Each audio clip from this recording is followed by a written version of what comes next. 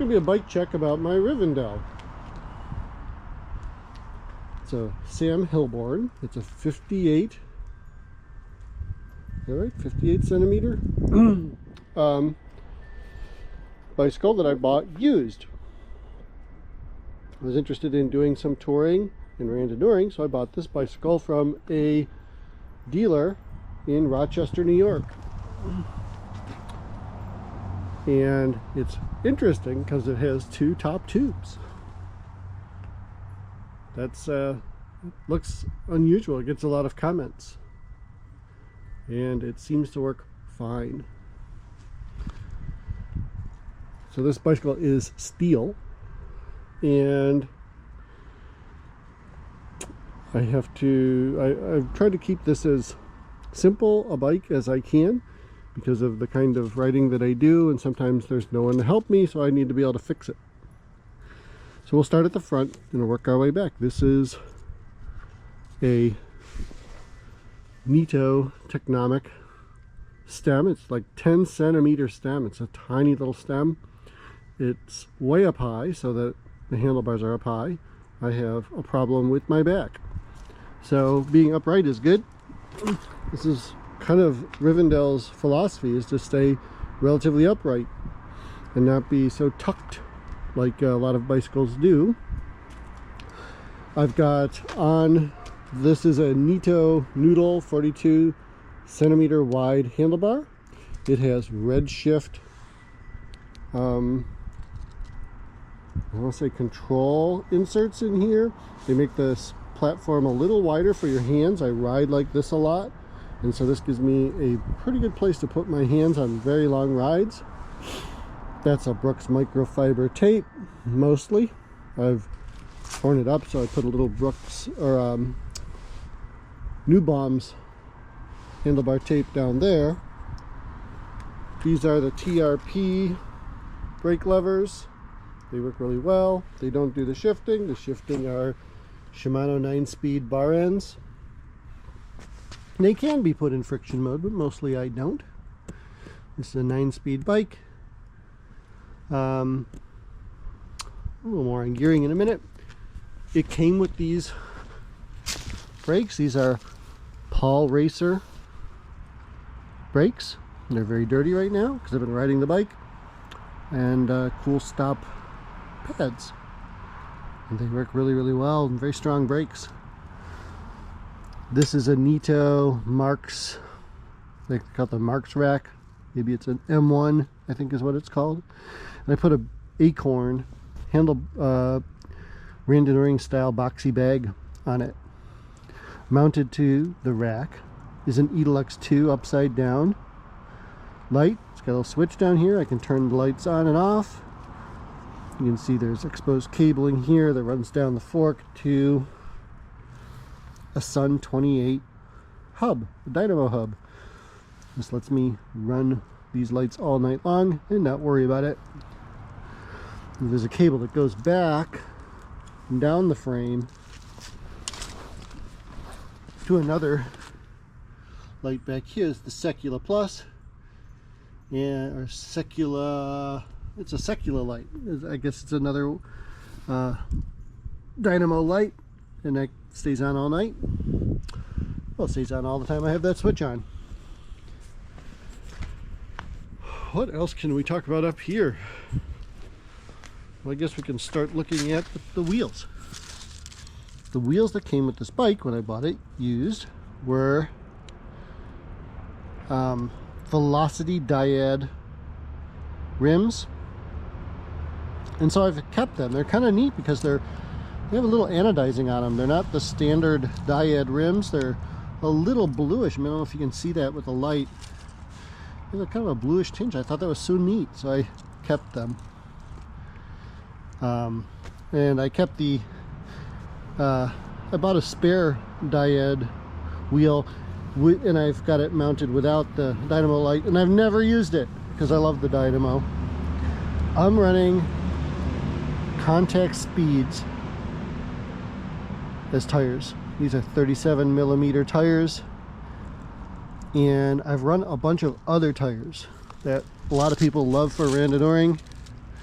that are wider, thinner walled, and I think these are better for me.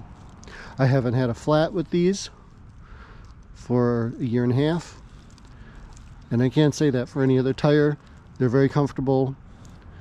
They ride great, and gee, they seem almost indestructible. I've ridden this bicycle loaded through the Adirondacks on trails in bumpy roads with baby heads with these tires. No problems. It's a great tire. So the Paul Racer Brakes has a little Diacomp cable hanger with a quick release. It's kind of neat, but sometimes that happens to me and I have to be careful, so I've got to keep that down. I have a Velo Orange accessory mount.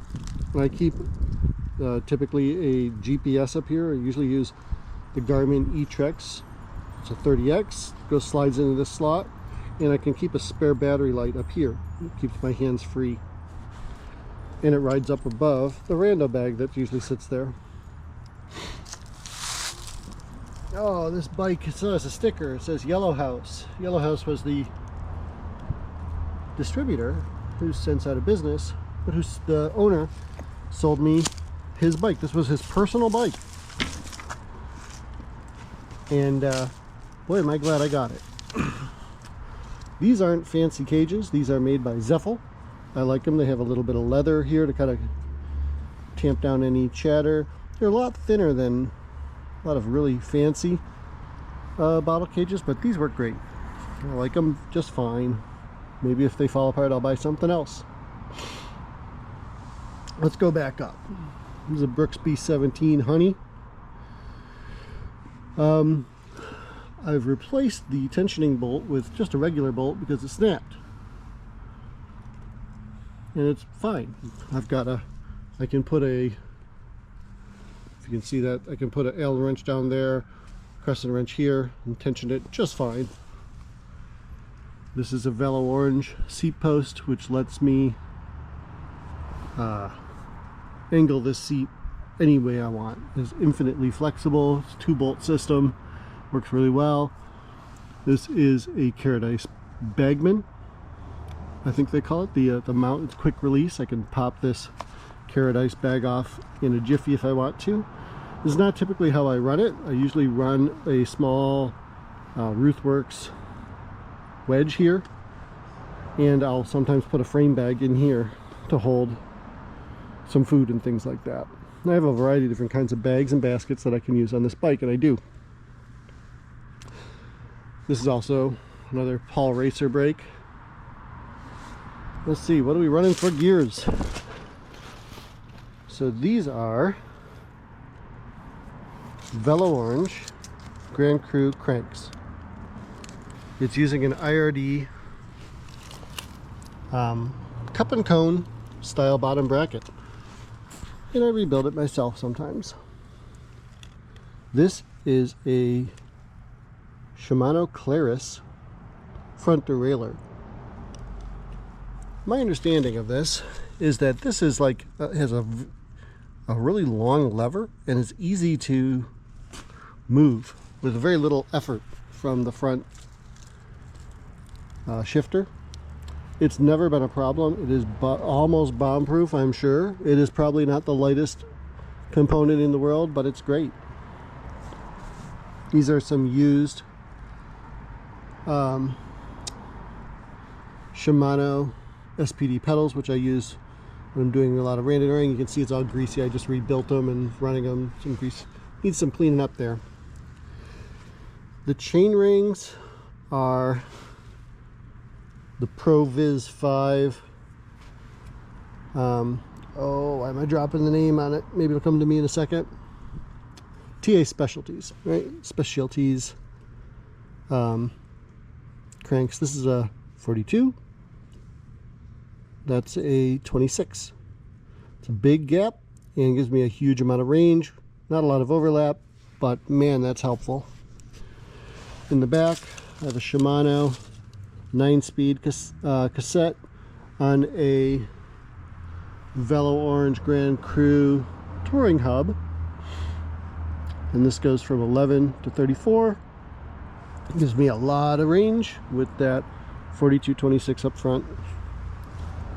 This is a Microshift R10, I guess probably a 10-speed derailleur on this 9-speed bike, and it works 100% flawless. I've never had a problem.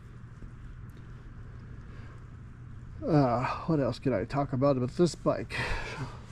That's probably everything about this bike. This is the best bike I've ever owned, and